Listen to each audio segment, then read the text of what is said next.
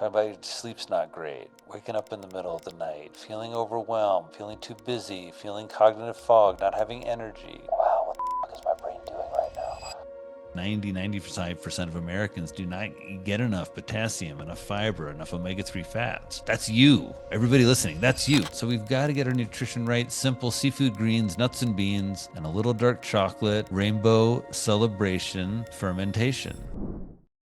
You're a smart, educated human who wants more from healthcare. This is the Medical Disruptor, the show where MDs, NPs, PAs, and researchers tell us how they broke the rules because they couldn't find answers in the system that they came from. My guests are all science-trained innovators who chose the truth over tradition. Real talk, real science, no gaslighting. I'm Dr. E, the NP with a PhD, and I'm committed to making sure that you never experience medical gaslighting again. Because when you've been told the same story long enough, you start to believe it. This show is here to help you challenge your own medical beliefs, especially the ones that were never really yours to begin with. Hey, this is a part 2 of a 2-part series, so if you didn't catch part 1, be sure to go back and listen where Dr. Drew Ramsey introduced us to the powerful link between nutrition and mental health. In this second part, we're unpacking the 9 tenets of mental fitness. 9, not 10, 9. Practical, actionable steps you can take to improve your mental health. From self-awareness to connection to grounding and unburdening, Dr. Ramsey shares his framework for building resilience and thriving in today's challenging world. Let's dive in. Tell us about these tenets. What are the tenets? So the tenets. So number 1, 9 tenets. Everybody, it sounds like a lot. It's not. Write it down. Or right? No, don't write it down. Get the book. Don't write it down. I wrote a whole book for you. I wrote it down for you so you can just listen, and there's not going to be anything that surprises you, but I want you to listen for the sequence here, and I want everybody listening to think about how it applies to you. Okay. Right? The first step is, the first tenet is self-awareness. Again, whether that's journaling, or I really like joining groups. I think we learn so much in a group just about ourselves that you can't learn about the self just through the self, right? You got to kind of bounce yourself off a wall, so to speak, a little bit, or I gotta say, I already hate this first tenet because I hate joining groups. Okay, well, maybe the group isn't the place to start. Maybe you start with a little bit of journaling, like journaling about why you hate groups, right? But I can tell you, Dr. E, some of the reasons I hate groups is I can get too silly and I talk too much. I sometimes don't understand the difference between like being in a pottery group and getting married. Like the idea that we just have 8 weeks to get, no, it's too much. It's like, I love you. Like you're sitting next to me in the pottery wheel. Like, that's it. Like just 8 Tuesdays. That's all we get. Like, I don't know. It just sort of hurts. It's like I'm a little sensitive that way. Like I hate groups sometimes because I don't know. I see that my version or image of myself, it's not actually how other people see me. That's so again, one of those, so groups are hard. I agree with you. Wait, what does it say about me if the reason I don't like groups is because I don't necessarily want to hear 8 other people's story? Well, I mean, I think that means you're a physician with a little bit of burnout and you've been hearing a lot of, so I think it's a little different for like, it's like if you're a therapist, or it's like when I'm like, I don't know, like, I don't really want to listen to podcasts and hear words. It's like, well, it's a little different for me because I heard 40 hours of people talking already this week. It's like, so, but we can, Dr. E, we can consult on that. I'm happy I'm making an appointment. Episode 2 with Dr. E. So Dr. E, tell me about the exposures. We want to hear about your groups, like my bird watching group. Oh my God. Emotional expression group. Oh God. All right. So the next another level. Next tenet is nutrition, of course, right? As a pioneer in nutritional psychiatry, I took a little step outside of what everybody knows me for with this book. I guess it was a big risk. My last book got translated in 9 languages. What an honor. Wow. Like, it's creeping towards 100,000 copies. Eat to Beat Depression and Anxiety has just been a huge success. It's been so exciting to see people get excited, and so excited to see people use these ideas of nutritional psychiatry. I wanted to, of course, have this be the foundation. You've got to eat folate, magnesium, potassium, vitamin E. There's a set of nutrients the brain runs on, and most people aren't getting them. I have this graph where I show of these special antidepressant nutrients. 95% of Americans do not get enough potassium, enough fiber, enough omega-3 fats. That's you. Everybody listening, that's you, right? We always make this about the other people, but that's you. That's me. Okay, quick break. If this episode is hitting home, just ask yourself this. Are you gaslighting yourself without even realizing it? I made a free guide called Self-Gaslighting Habits to Watch For. So if you're constantly second-guessing yourself in the exam room, this is your starting point. Check out the link in the description. Now let's get back to it. That's me. Right? Like I had Of salmon course. once this week and I had two fish oil pills. Like that even close. Right? No anchovies, no sardines, no bivalves. Do I have an intention about my next seafood meal? I don't. So right there, I'm not doing it. So we've got to get our nutrition right. Simple seafood greens, nuts and beans, and a little dark chocolate, rainbow celebration, fermentation. That's my little rhyme. Oh, I love that Um, rhyme. and the Anything that has reason is rainbow these are the celebration in it, I'm in. food categories, right? Rainbow celebration is that you look on your plate, you see a lot of lovely gay people. No, no, you look on your plate and you see you're in P-Town, Dr. Eastside. You look on your plate and you see beautiful vegetables, right? You see different colored things. If you don't, this is why I have microgreens and red peppers always in my fridge. I always sprinkle them on because it's like, bam, always looks good on the Instagram and it brings some nutrition. So after nutrition, right? Nutritional psychiatry, what that's called. Check out my other stuff. I've got an e-course on this. I love talking about how to shape what you eat to better improve your mental health, right? And then we move on to movement. And I recommend things like going dancing a lot more. I Oof. recommend things like opening your hips and stretching. I appreciate all of the focus on protein longevity and our muscle bros and muscle mamas. I just think that it's a little bit limited. And I think most people that I know, myself included, I don't have a couple hours to lift every day. I haven't found my muscles to all disappear as I'm aging, as long as I stay reasonably active. I haven't found that I need 200 grams of protein. I have no idea how to get that much. I I don't know try how and to eat get some, 200 grams. right? I That's try to eat some protein. And I get a little concerned when I see that movement has turned into lifting and eating protein, right? That kind of those first two tenets, if you think about the modern world and modern wellness, it's like protein creates a bunch of powders, nutrition's a bunch of supplements, and movement is like lifting and then cold plunging. And it's just what like that's not what our bodies were designed to do. You want to I cold plunge, have love great this. fun, I love right? this. Go, but cold plunging is not going to do anything for your health. If there's probably some data saunas probably help yourself. But these are Finnish people. They're just healthier than you are. Period. Right? They just do. They have a healthier culture. Of Finnish course. people literally have such a healthy culture that they often don't talk. It's totally normal to go to a social thing and not talk because Wow. they don't really have anything interesting to say. That's not weird. You get in a car with a Finnish person, no one talks. No one's like, "Oh, that was awkward." They're like, "Great drive." It's Wow. like totally. So no one would be like, oh, the saunas is like, hang on. They also just So have a hold. kind of healthier. But the point being, we want nutrition to be around nutritional psychiatry and how to feed your brain. We want movement also to be about how to keep your brain filled with BDNF. And so I do want people moving their bodies, sweating, exercising. I just don't want you to think that what that means is you got to run every day and lift weights. Because most people, if you're not already doing that, the odds of you starting it are pretty low. And I don't need you to start that for your mental fitness to be extremely awesome. Go hike in the mountains, go hike in the woods, go take a walk around the block, do 50 push ups tonight, stretch out your hips. Oh my gosh, that would be so good for you. Go to a So Zumba class, it sounds like, with your go to dance. a zoo. Oh my gosh. Again, you'll hear it when you start doing this is, you can already hear everybody. This is how I work. What is Dr. E telling us just in her process Go that ahead. is a group that she does tolerate? She Zumba. likes an I love exercise Zumba. class. I love See, Zumba oh, classes.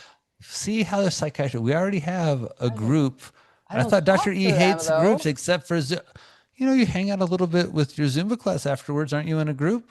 I don't hang out with them. Well, I'm maybe in. this is the first step. This It's is the how you see I'm a crafty psychiatrist. Like, actually, Doctor, you do like groups. There's something about the connecting with the group you're dancing. already connected with that gets you a little anxious, and I'm going to be curious about that in our next session. I could All right, next dance. I tenet. could dance with a group any day, but you're right. You got me. That's my group.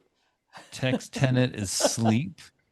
And again, we talked a lot about sleep already, but the bottom line being whether it's decreasing the plastics in your bedroom, right? Having natural fibers instead of a bunch of weird plastic fibers. And even though those ones are soft and snuggly, they're weird fibers. So get an air filter, get cotton fibers, get wool, get all the clutter out of your bedroom, right? Make it a Yeah. shrine to sleep, shrine to your lymphatic system. If you're in an urban area, get one of those shrink noise machines that we use. The reason us shrinks use them is like that white noise is very calming. It's called gray noise. It's sort of like, and it prevents your brain from getting aroused in the middle of the night by noise, right? Time your meals really well. Think about, setting up your sleep. When do you start setting up great sleep? First thing in the morning. You wake up, you take a breath, you have a little water, you go find light. Go find the Go light. I find look lights. every morning, I watch the sun come up. Every night at 9:30, I'm like, I can't keep my eyes awake We were because talking about I've that after told my 9 then. cells time to get to work at 6, and then by 9 they're done because you build up adenosine, you build up the sleep break over the day. Next one, super important tenet, probably the most important I would say in a certain way, which is connection, especially as we age, right? All that matters is your relationship. It doesn't matter if you're rich or poor, right? What matters is whether you have people who love you or not and that you get to Amen. love. That's all Amen. that matters. I treat I treat billionaires, I treat millionaires, I treat poor people, right? It helps to a certain extent to have means. I don't want to belittle that. But what really drives people's personal happiness and sense of fulfillment is your connections. I've learned a lot about this. I wrote a piece that's up on CNBC about a elementary school basketball coach here. My son's in elementary school, was just finished, and it's a nice piece. It's essentially about watching him and this little team of boys he was coaching get their butts kicked by my son's team. And this is a great moment for us. We were up like 27-0, and our team had stank the whole season. Suddenly we're to get crisp passes, everybody's together. I tell the story, and I look over, and we're all like, high fiving, like all the parents of the team. I look over, and the dad's there alone. He's got 7 little boys around him. They're all in 5th grade, and half of them are starting to cry. Right? They got no points on the board, and they all look at this dad. And I had this sense of connection. I had this sense of community. I felt so much gratitude for that dad. I had a sense that like this is what the real strong men do. They sit with the losing team and they help young men understand how to be sportsmen. They help Mm, young men understand the limitations and they help them understand emotional control. Hey, we're losing. That means we're playing. There ain't no reason to cry about that. That means we're playing against someone better than us. Ain't no reason to cry about that. That's how we get better, right? Whatever he said down there, it just, I don't know, really inspired me. It's helped me. I'm in this new community, Jackson. Lots of people have lots of things to say about Jackson, Wyoming. It's a big ski town. It's filled with lots of wealthy people. It's got all kinds of challenges, but boy, it's a community that's given me community. I mean, I wow. moved here as my kids were both in elementary school. If you walk me over to the elementary school, I start to misst up right away. That it's just, I don't know, it's like a cathedral to young children's development. The parents are involved, and you just see as you get older, particularly, you can't do it alone. Just you can't, I can't coach all the sports my kids need. I can't be the adolescent friends they have. I can't, Sure. know why you need these folks to, especially for, so anyway, connection is so important. In the book, I ask you to map out your connection. I give you a little advice on that of not just focusing on people, thinking about institutions, and then kind of creating some categories for yourself. Because I found one of the things I do, like I said earlier, I joked a little bit about how I get a little too attached. And I'm one of those people that's like, I don't know. Once I know you and we're close, it's like that's kind of the setting. I know you and we're close. Like I'm loyal like that. But it's also maybe something I had to understand in my connections, right? That there were some people that were more kind of maybe acquaintances or colleagues, professionals that, I was kind of maybe putting in too personal of a category or vice Mm, versa. So I had a lot of work to do in terms of like mentors and reaching out, connecting with those that really helped me. So map out your connections. Next tenet is engagement. This is really my request. You fight the algorithm. The algorithm feeds me up a mix of avalanche footage. Let's see, deep sea fishing for some reason. I get a lot of young bros jumping off cliffs, and then I get a lot of middle-aged, half-naked mommies. Like that seems to be what the algorithm decided I like. It's not wrong. It's not yeah. wrong. No Okay. cats, no dogs. No cats, no dogs. Wow. And when my horse died, about 3 months later, I had no horses in my algorithm. For a little while, if you went to my search page, it looked just like a teenage horse girl. It was like all horses. I was really proud of it. It was like much better than what's there now. But the point is that engagement is not going to the search and wondering. Engagement is not opening up the New York Times or the paper and reading the headlines. The engagement is you intentionally deciding the inputs. just like I ask you with nutrition. Like, trust yourself and trust real food and control your inputs. I think the same needs to be happening with our engagement, whether it's how we engage with media. There's so much part of being out here and isolated in Wyoming is realize I'm not isolated. I'm in better touch with a lot of my colleagues around the world than ever before, right? Because we have an ability to now. So you can really be engaged. This isn't saying get off the screen forever. It's saying maybe you should learn Japanese Mm. and go there. It's saying maybe you and your partner should engage in like an intensive intimacy building activity or course. Maybe you should pick the guitar back up again. And if you're really struggling, especially in the middle of the night as we were talking, it's a great time to play a little music. One of the most soothing things, play a little music for yourself if you play Unless guitar. you play the drums in the middle of the night. I mean, Dr. E, I am a clinician. I'm here. Like, if you play the drums in the middle of the night, then I'm going to get you a little electric drum set and some headphones, and you're going to just rock it out for about 20 minutes with your little like pad, right? Is that gonna help you And then fall you're back going to go back asleep? to bed, right? Yeah, it And can help. then, you can rock out with your real drum set in the garage when your band comes over on Saturday. But, whatever instrument you play, I'll just say that engagement, right? Dr. We Ramsey, want you to. only if you are going to be part of the band. Okay, I've been, I mean, I went to a Quaker college, it was a dry campus, and I was with these really groovy guys, and I was the lead singer of the band, and they were like, we're gonna call ourselves Beer Truck. Oh, And I was like, guys, I'm pre-med. Like, we're at a dry campus. We're gonna get busted. No way. And they looked at me like, this is super. And I was like, okay, guys, we can call it Root Beer Truck. That's how lame I was in college. Like it was like that nerdy, right? Like who does that? I feel though like now that would be a great name, root beer truck. And We now could bring it back, guys. If you're listening out there, guys, we're we had taking it some back. great songs. And Dr. E, I'll definitely be in your band. So let's keep moving though. The Sorry, tentative sorry, sorry. engagement, which is like Dr. E are apparently starting the band and Yep. she's on drums and I'm on vocals and we'll see you in P-Town next summer. All right. Tickets on sale. Grounding is about getting out into big nature and just not even big nature. It's, you'll see there's a plant behind there's two, right? Well, I always have plants in all of my rooms. I water them, I tend them, I pay attention to them because if I haven't watered my plants, that means I haven't looked at the living things in my home for a week.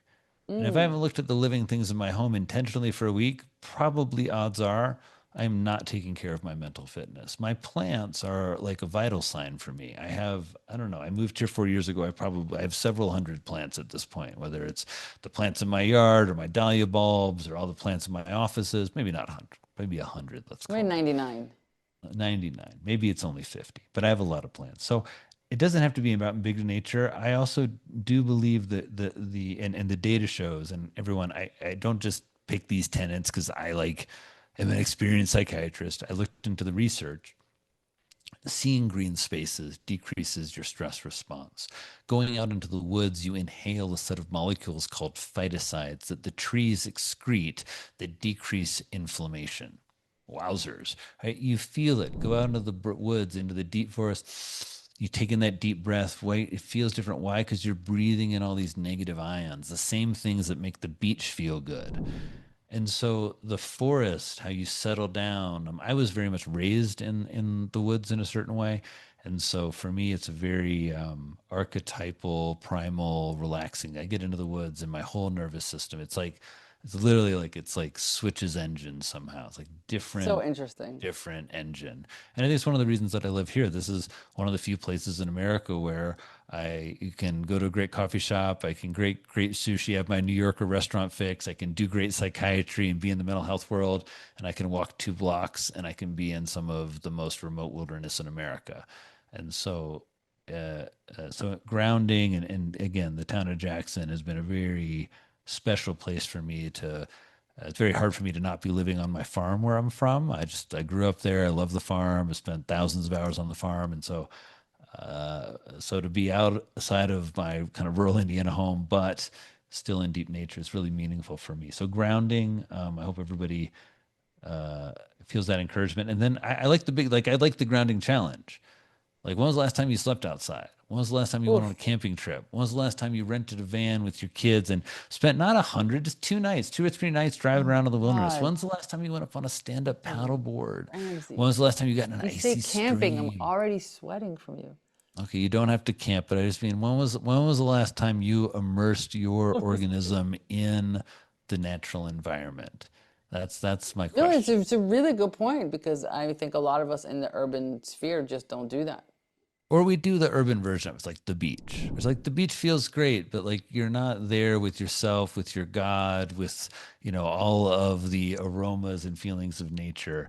And so, it does require something. But even when I lived in New York City, I guess the reason I wrote, and this chapter is a lot about being a farm boy, going to New York and Mm, sharing some of what I saw with patients, but also during the period of kind of conceiving of and writing this book, I leave New York.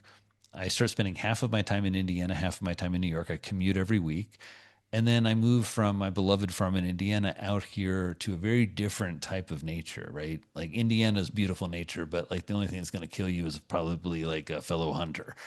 Whereas here, it's like this, this like we're losing people every month here. I mean, it's yeah, whether it's to the bison or whether it's to the river or whether it's to the mountain or to the elements. It's like very interesting. big nature. So um, I want to tell you though that even when I was in New York, the northern woods of Central Park is you get this, and even beyond that, if that's not enough, Inwood Hills Park, which is the very northern tip of Manhattan. I remember I found this place. I like couldn't believe it. I go for a run in the morning, and it's like a full-on forest. I mean, it was Wow. just like being back in Indiana at home. It was like looking, there's nobody there. It's like huge trees. It's like just beautiful views of the Hudson. And so, even in Manhattan, you can find big grounding nature. All right, last two.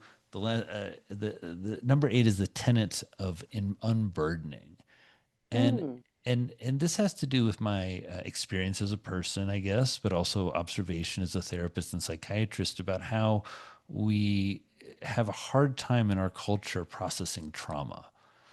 We have a hard time naming it, right? We get kind of fixated if it's a big T trauma or a little T trauma, right? We have a lot of different modalities, right? Whether it's, everybody's all excited about the psychedelics, which I'm not very impressed with in terms of its ability to deal with trauma, to be quite honest, or, exposure therapies or medication. But there's trauma, meaning that things that happen to you that stick with you that your mind goes back to. You have trauma when you get kind of triggered. I recently had this experience. I was in a relationship with someone, and I kept getting like, and it's not typical for me, like incredibly anxious. Like wow. my heart rate would go. I have this like I'd get triggered. Wow. Very weird for me to have it in myself, and I was like, "What is going on?" It's like very informative, right? Something's really getting activated in me. I was feeling What was it? unsafe and insecure. I was feeling unsafe and insecure, I think, in a relationship, and I had to do something about it. And it is where like I think those feelings are awesome because they tell us we got to do something.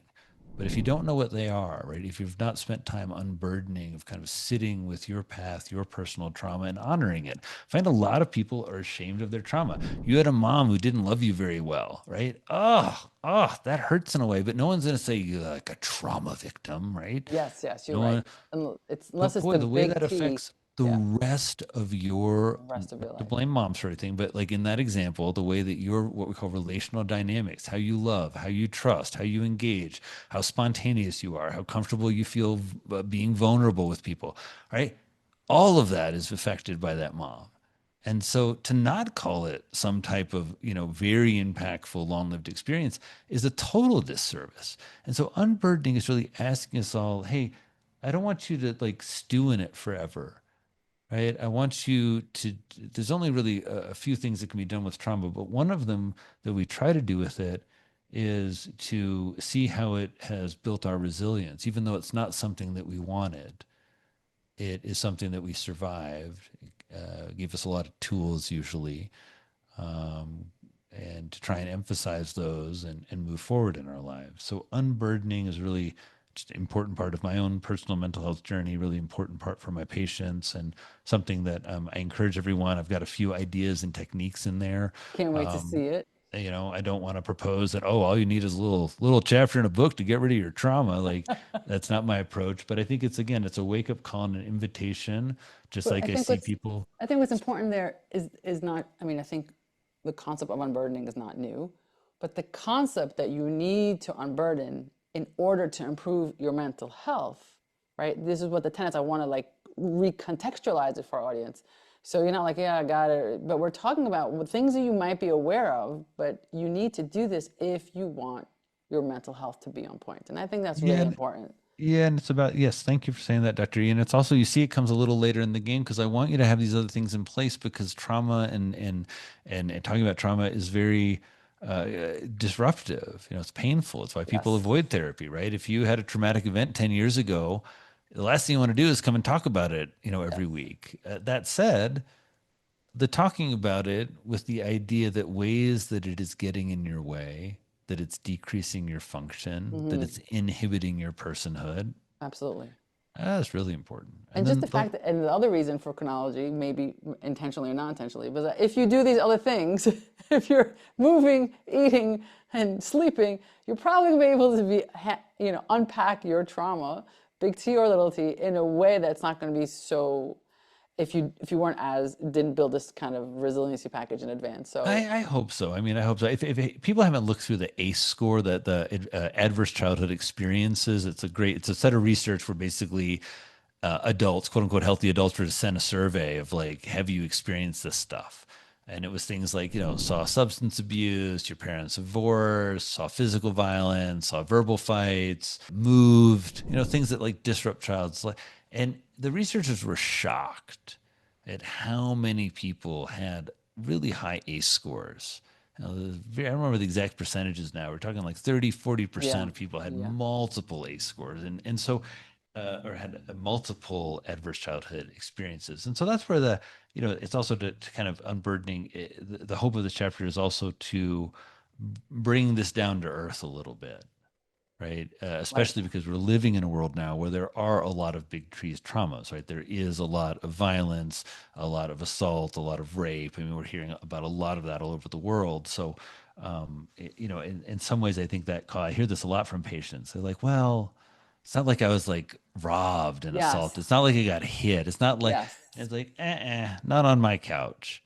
Like yeah. I don't do that because it's just like, hey, I don't give a darn how much it was if it's affecting you. Because a lot of times what you see is like these very small things. And the reason for the unburdening chapter, these small things have these huge impacts. It's amazing to Yeah, me as a therapist. All the time I'll hear like, so oh, I true. know it sounds silly, but man, this thing happened in eighth grade. It was just 1 week. And I know it's crazy. I was thinking this guy was like totally bullied me for the first time. I just didn't expect it. Then my dog died.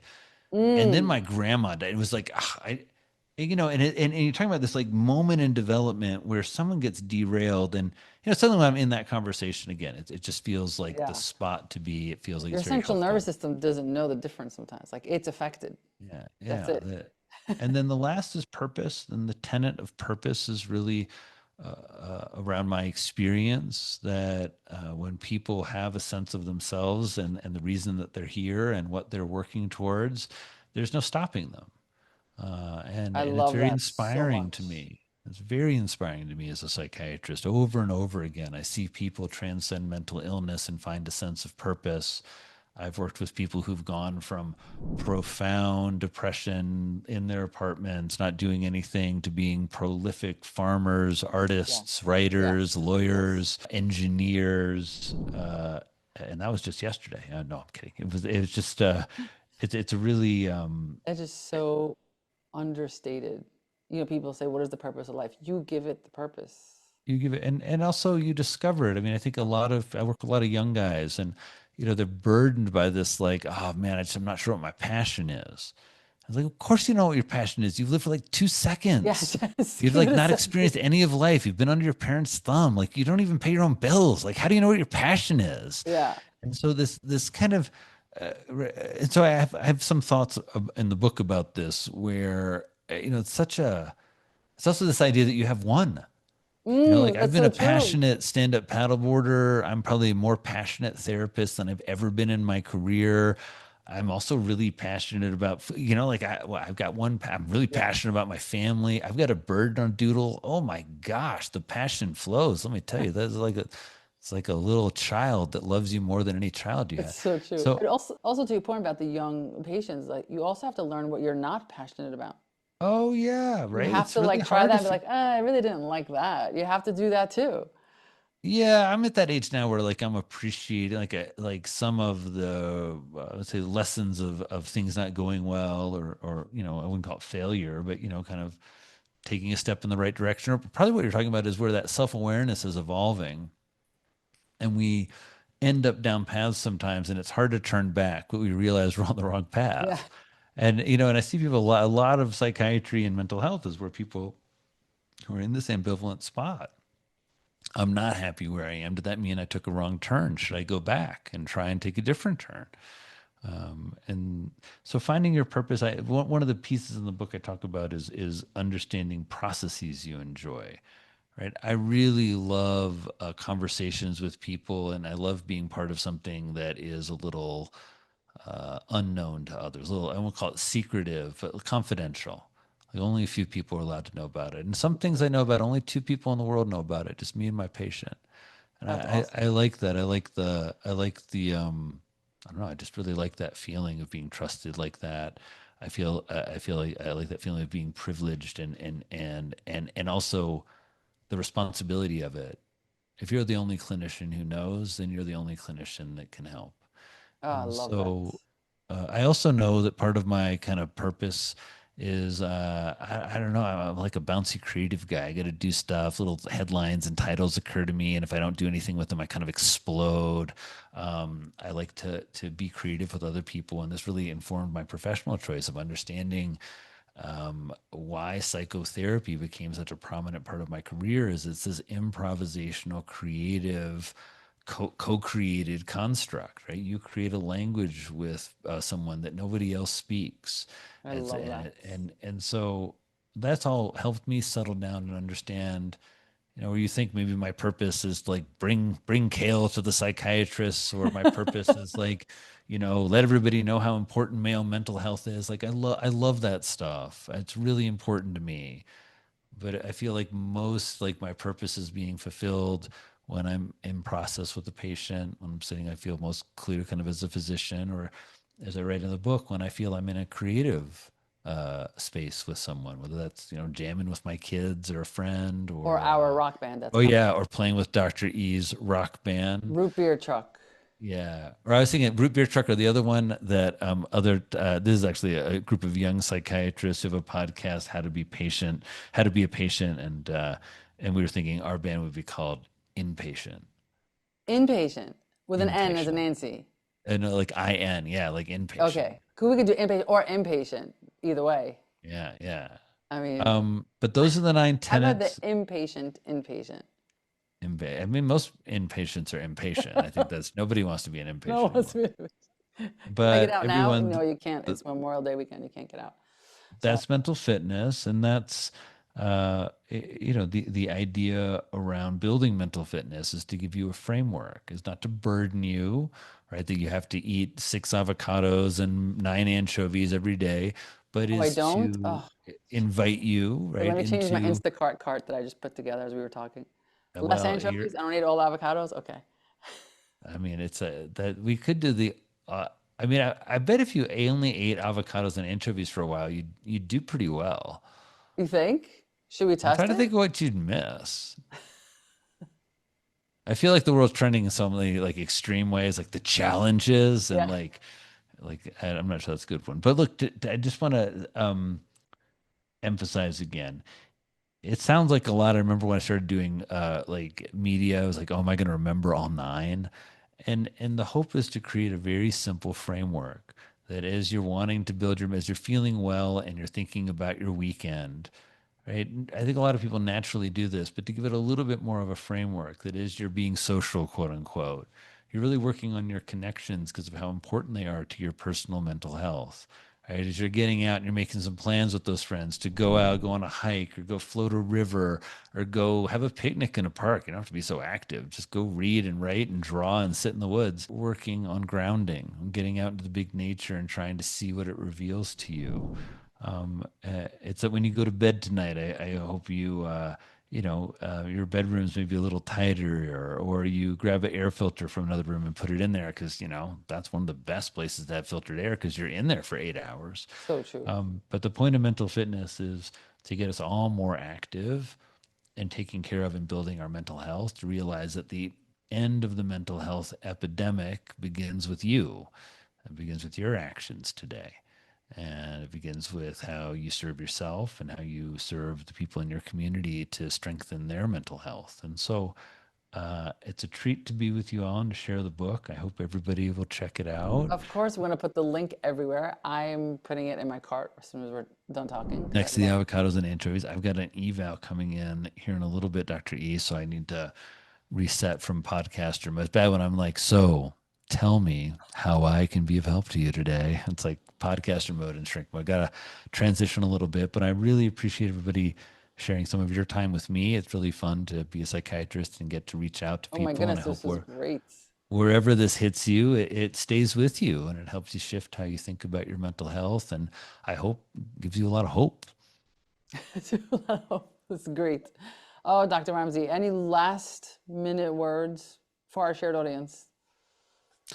Well, I want to thank you, Dr. E, for considering me a disruptor. I think that's a great honor to think that somehow my, kale dance and enthusiasm for lentils and pesto and anchovies and sardines and my enthusiasm about psychotherapy is disruptive. I hope what it's disrupting the most is the staid, old, boring, stigmatizing, lame ass version of psychiatry that people have.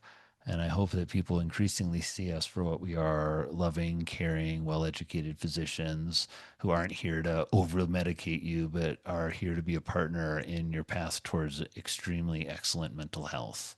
I love that. Thank you for being that for so many of your patients. We need more of you in this world. Dr. Ramsey, thank you so much for being here. Thank you. See you all later. Well, that's a wrap for today's episode of The Medical Disruptor. If this lit a fire in you, good, great. I hope you're agitated. That means you're waking up. Share it with a fellow disruptor. Post it, tag it, text it, whatever you have to do. This is how the movement grows. And hey, if you want to wear your disruptor badge loud and proud, head over to drfratlamandre.com, grab the latest merch, my book, and more tools to help you reclaim your health and your power. And if you want me to speak at your next conference, go on that website and find the Contact Us form. Until next time, be a medical disruptor. This is the Medical Disruptor podcast, and we're just getting started. Keep asking questions, keep asking for more, and keep disrupting.